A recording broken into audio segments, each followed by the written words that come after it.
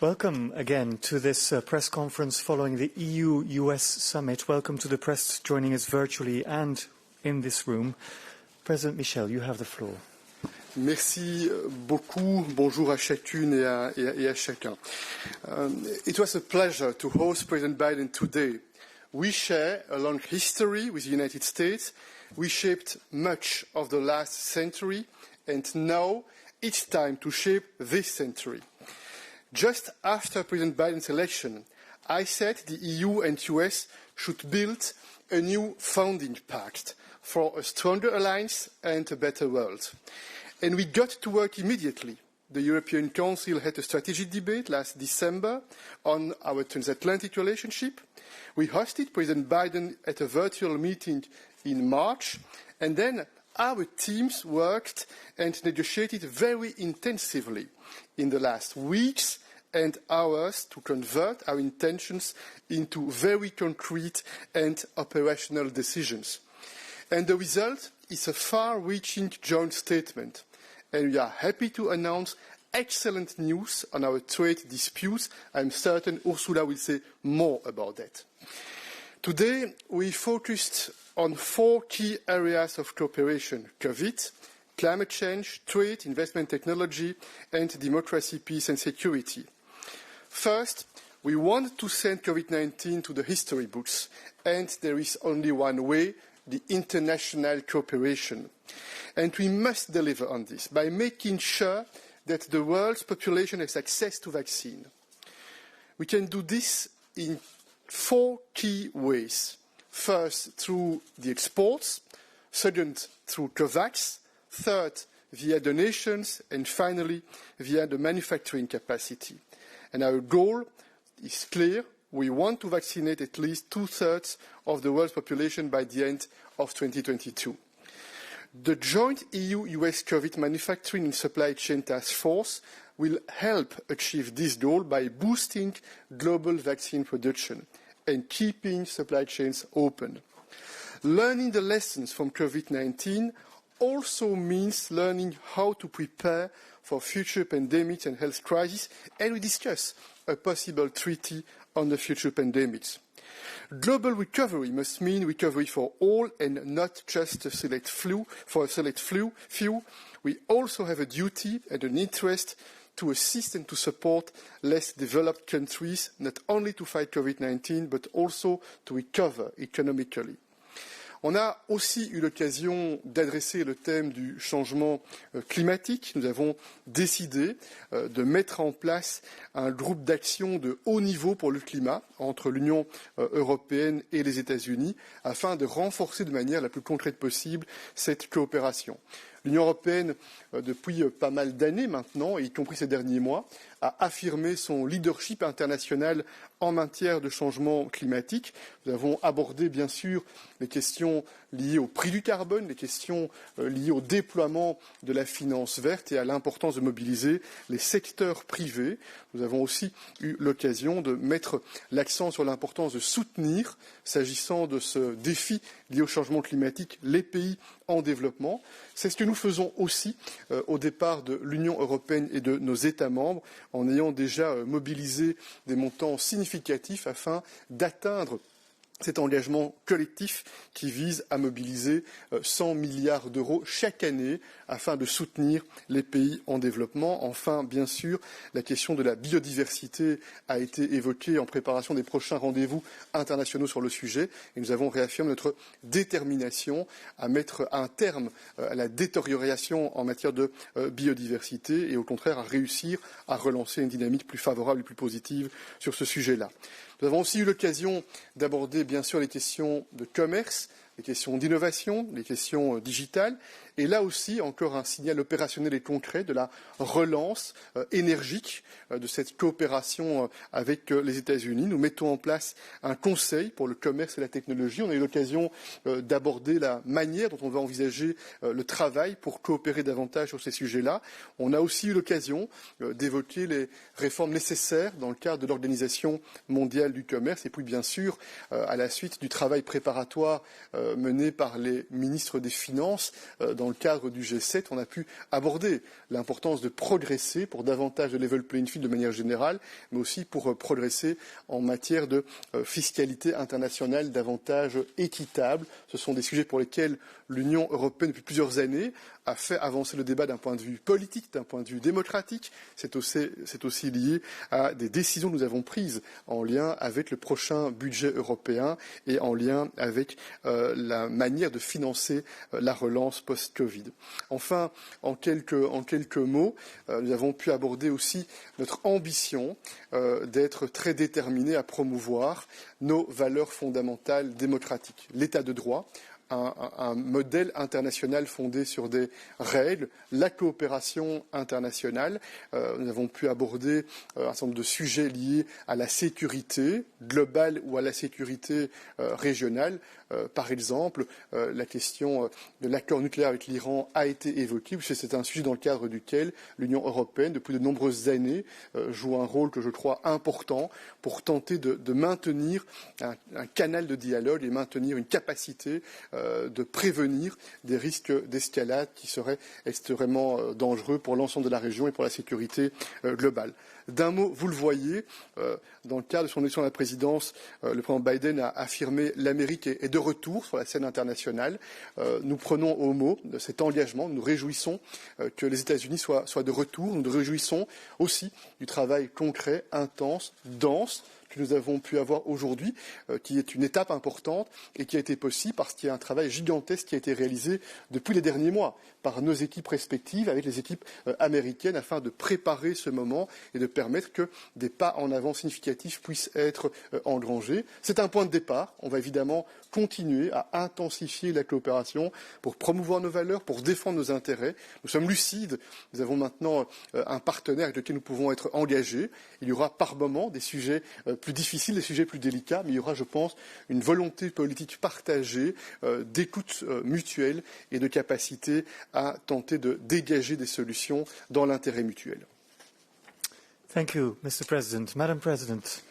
Thank you very much. Indeed, we had an excellent meeting.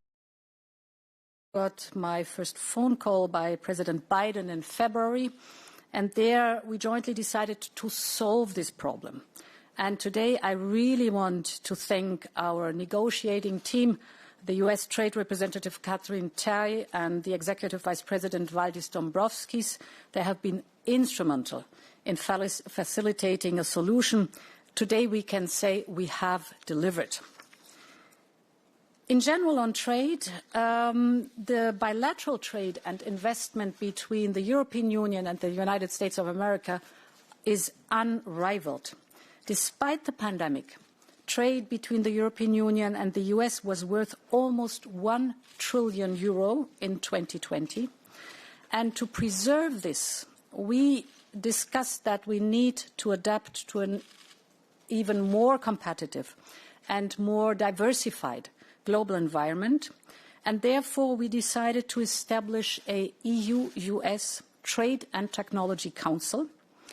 We want, of course, to expand EU-US trade and investments, but we also want to discuss how we avoid new unjustified technical barriers and how to cooperate in areas with high potential from our economy, especially, of course, in the digital technologies. And the Trade and Technology Council will be a forum to cooperate and align on global tech matters. So whether it's artificial intelligence, to set our standards and promote a human-centric artificial intelligence, or be it the risks of cybersecurity, or be it in the environmental field, for example, clean technologies, in this forum of trade and technology. We will, at the beginning, of course, focus on areas that are the most urgent, for example, on semiconductors. You know that these are a key component in many industries with significant supply constraints, and here it's really worthwhile to work together and to improve the situation. Or we will work on platforms and artificial intelligence areas of ever-increasing importance to our economies and our societies. And as I've mentioned, the cybersecurity, a threat we both face and a threat that requires a common response. The second topic I want to mention in this overall trade context is indeed the discussion we had on fair international corporate taxation. And we really commend the leadership of President Biden that he has shown with this proposal of the first and the second pillar. We jointly aim to build on the recent agreement at G7 finance ministers level, and we fully stand behind the OECD process. So we have discussed, of course, the first and the second pillar, but how does that go with our digital levy? And here we made clear and discussed that our proposal will be non-discriminatory. It will not lead to double taxation once the Pillar 1 of the OECD agreement is in place. On 232, the steel and aluminium topic, we have decided to establish a working group to make sure that we find a solution as soon as possible. We've discussed it broadly, and I think there will be good work in progress with the aim to move forward in this difficult field within months. On the topic of health, we've been discussing how to end, of course, the pandemic everywhere and for everyone. This is a joint priority. This is a joint responsibility. We agreed that we have to move faster and quicker to help vaccinate the world. To get there, and you know all the issues we had in the past 6 months to get there, we decided to establish a EU-US vaccines task force to really work on the details, if there are bottlenecks in the supply chains and other issues. It will help to identify and solve problems that are connected to the production of the vaccines or also production of therapeutics. And we agreed that it is necessary to cooperate much more to build capacity worldwide in regions where there is no production capacity right now, but where we need over time the possibility to manufacture vaccines. There was clarity that for that it is necessary not only to bring private investment and de-risk this private investment into these regions, but also the question of how to transfer technology know-how to these regions, so the whole discussion around the TRIPS agreement. And finally, that we jointly commit to maintain supply chains open and maintain supply chains secure, because these ingredients are necessary if you want over time to establish new manufacturing capacities and really create these new ecosystems in regions where they haven't been so far. Another major step forward is that we will now work together more closely on the big questions on how to reform WHO. We know that for the World Health Organization, a renewed engagement is necessary. We know that WHO needs stronger capacities for the detection of outbreaks, for example, of COVID-19, the early notification, the early warning system, to really speak of preparedness and appropriate response. And here the investigative power of WHO must be increased. We've learned our lessons from the past. We know that we lost time at the beginning of the pandemic, and this should not happen anymore. On climate change, the European Union and the US are natural partners in the fight for our planet's future. And science tells us very clearly that we have to hurry up. We need to do more, and we need to do it quickly. So I'm very pleased that we are establishing today a EU-US higher-level climate action group. The main focus is really to work together on the momentum that has been created by the Earth Summit, and really work on the climate diplomacy so that we have many countries going with us towards the COP26 in Glasgow and really forging the ambitious goals we want to achieve at COP26. We were briefly discussing that we also need a robust global framework for sustainable investment and reforms. We saw on both sides that there is a lot of private capital out there that is looking for true green investment, not greenwashing, but true green investment. And to work on such a global framework that defines it, as we've done and started it with our taxonomy here in the European Union, this is a common goal because we know that the private sector can play a decisive and will play a decisive role in our fight against climate change.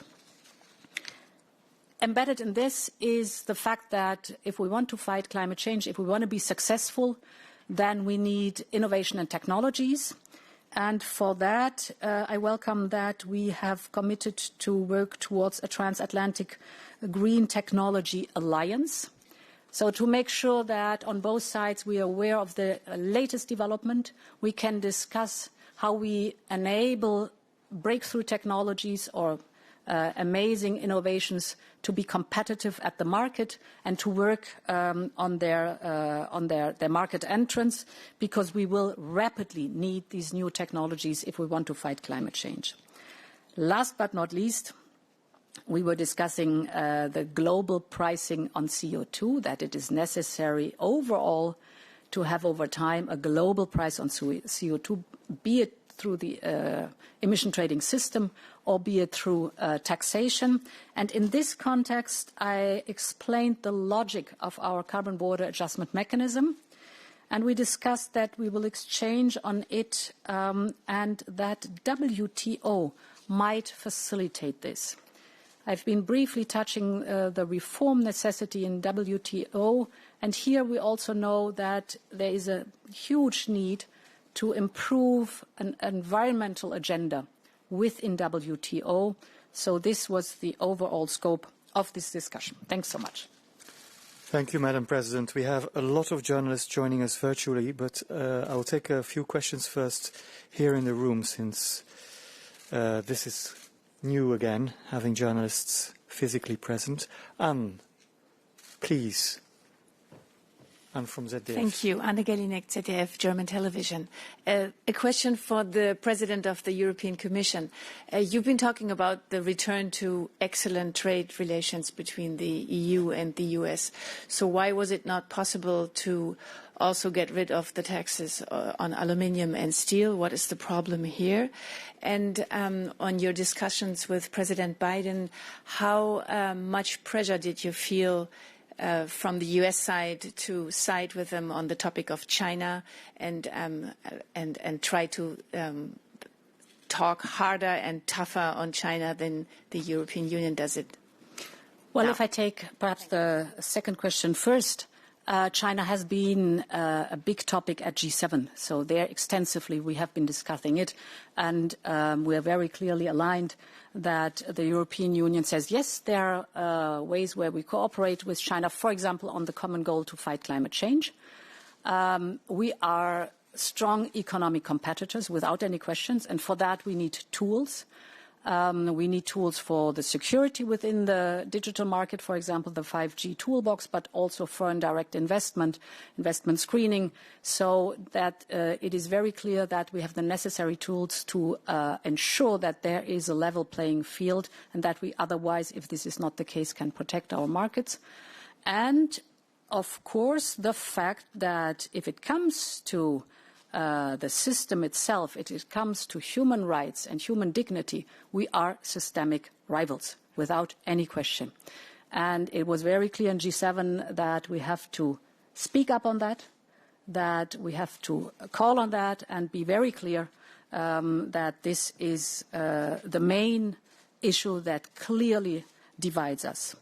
The first part of your question is concerned, first of all, it was good to hear that the US clearly agrees with us that the European Union is not a national security threat. So we are happy about that. Secondly, we agreed that we both want indeed to preserve a vibrant steel and aluminium industry. This is important. And we need to work together to address the serious global overcapacity problems we face, especially from non-market economies. We are all aware of that. Within that, we have now created a space to find a solution by suspending the EU countermeasures for 6 months. So this gives us room to sit down to discuss more detailed, to find a solution that preserves our industry and that restores our historical trade flows.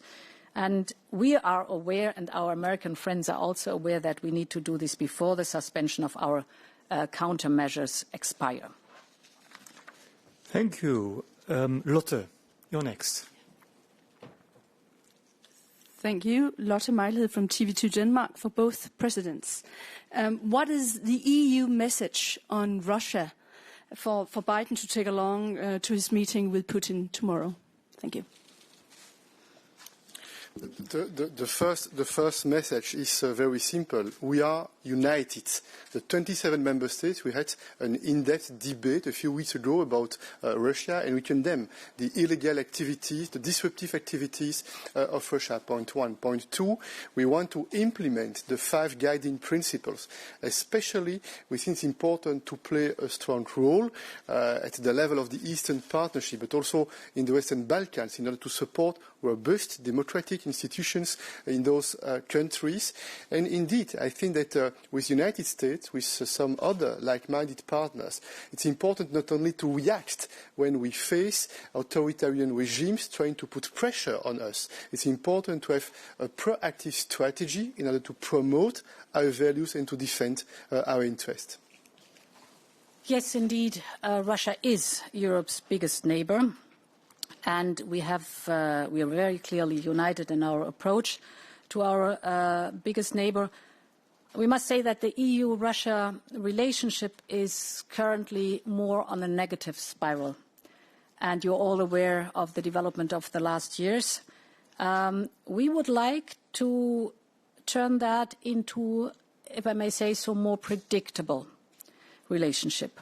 And we are very clear that there are 3 ways to approach that. Here too, clear pushback on breaches of international law, clear pushback on breaches of human rights. Secondly, to constrain Russia's attempts to undermine us. And thirdly, to engage there where it's possible. For example, on a matter of public health, or if it's a question of people-to-people contacts. But as I said, currently the EU-Russia relationship is on a negative spiral, and this is also what we conveyed very clearly to President Biden. I have a question coming from Angela Mauro, who's joining us for the Huffington Post virtually. Angela.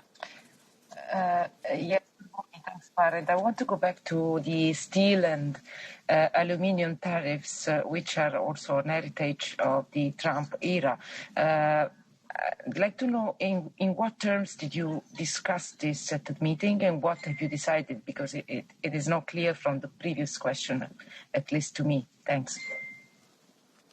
Do you want me? Yeah. So on the steel and aluminium, indeed, it is something that is coming from the area of the former president.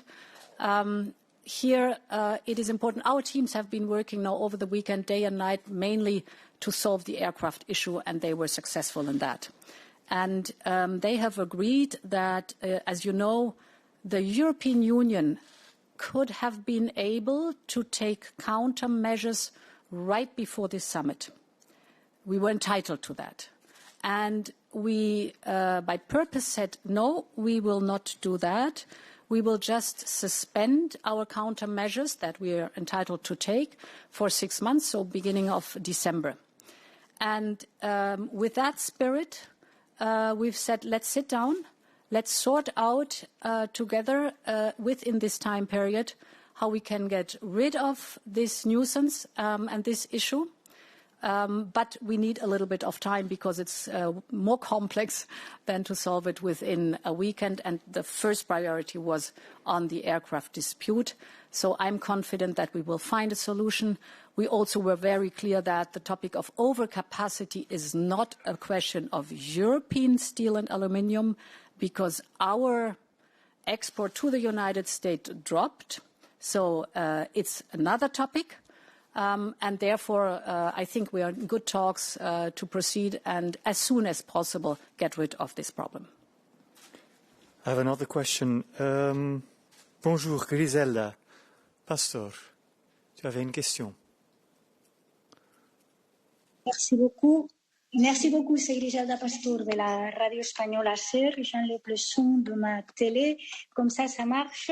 Je voudrais aussi savoir si l'accord avec Boeing fixe déjà les conditions sur lesquelles les compagnies d'aviation pourront, dans ces cas, les investissements recevoir de l'argent public, si ça c'est déjà clair.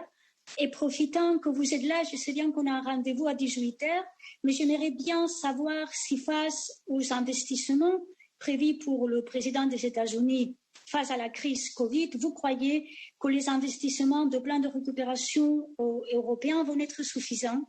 Et si vous êtes satisfaite de que ça soit aujourd'hui que vous pouvez présenter le premier plan de récupération approuvé à niveau européen. Merci beaucoup. Peut-être un mot d'abord sur la deuxième question que vous avez posée.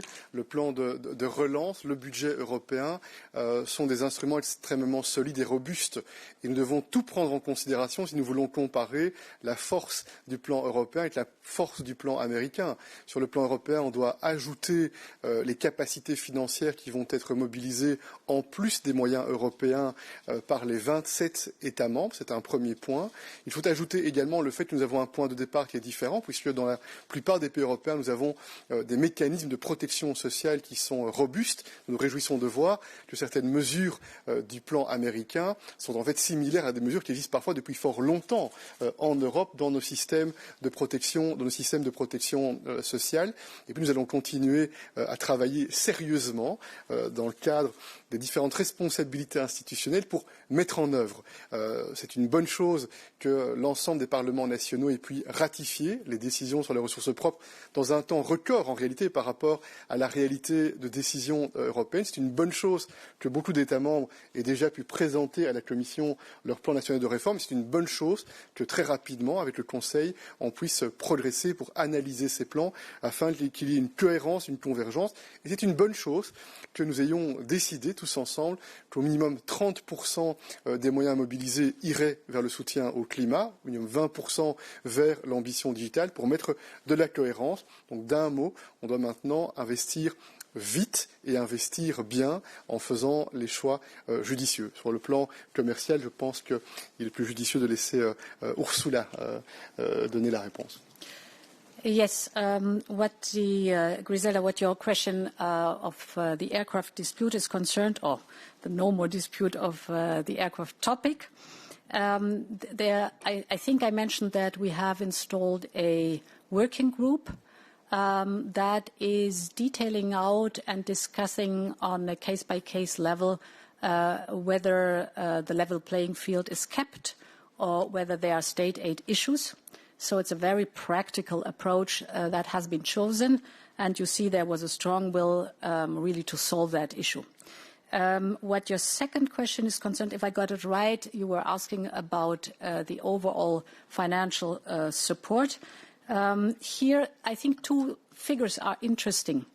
We have been looking at what is the fiscal support of the European Union on the European level, of course, the member states level, and what we call the automatic stabilizers in the European Union for the years 20, 21 and 22. This will sum up around about to 18% of our GDP. And if you compare that with the same levels in the United States and the plans that have been launched by President Biden or announced by President Biden, and you sum it up over the 3 years, you come to a result of 20% of GDP. So that shows that we're pretty much aligned in our policies and that we share the same approach that right now we should not pull out prematurely, pull out of the supportive measures. We should not repeat the mistakes of the last big financial crisis, but we should maintain the fiscal support also through 22, knowing that policies then have to be more differentiated, so to prepare for the years to come where the fiscal support will be reduced. I'll take one more question from the room. Beda, please. Yes, good afternoon. Beda Romano, Sole 24 Ore. I had a question to Mrs. von der Leyen. You met Mr. Biden for a number of days from Friday onwards. Did you have the possibility of explaining to him the concept of European sovereignty, of strategic autonomy? And did he ask you more information about these two concepts? And what kind of reaction did he have to your explanation? Thank you very much. So we did not touch on this specific term, but it was impressive to see and to listen to President Biden, how clearly he, first of all, was acknowledging that, yes, we know that the last 4 years were difficult and the world has changed, but Europe has also changed. But there's a second important point. We are long-standing friends and allies, and we share many, many same worldviews, and we share the same values. And the third point, which was for me impressive, I don't know how it was for you, but the way he explained to the two of us how much he cares about Europe, because as he said, we Americans need Europe, and the same goes for us. We Europeans need our American friends, because these are the democracies who uphold the values and who stand up for the fundamental rights and the values we really cherish and respect. And this atmosphere shows there is the knowledge that we are different, of course, but we are one if you look at fighting for democracy. Moi, je voudrais ajouter sur ce point-là que nous devons renforcer le projet européen, pour nous-mêmes bien sûr, mais aussi pour la robustesse de nos alliances. Et il est bon pour l'Alliance transatlantique qu'il y ait des partenaires robustes et solides autour de la table. Et effectivement, le temps passé, que ce soit dans le cadre du G7 ou également les quelques heures de réunion qui ont eu lieu aujourd'hui, ont été l'occasion de se regarder les yeux dans les yeux, de sentir aussi la sincérité dans notre approche commune, de considérer quelques-unes des priorités qui ont été évoquées, plus d'impact positif pour la démocratie, plus d'engagement pour la prospérité, plus d'engagement pour la sécurité et pour la stabilité. Et en cela, ce moment est un moment effectivement important, avec des premiers actes, on en a parlé, qui ont été posés, au-delà des messages généraux ou généreux. Et nous allons continuer dans cet esprit-là, mais encore une fois, en étant lucides sur le fait que certains sujets seront bien sûr plus difficiles, mais il nous semble que sur l'essentiel, il y a effectivement une volonté partagée de travailler ensemble. Thank you, Mr. President and Madam President. Thanks, and this concludes our press conference for today. See you again next week for our European Council.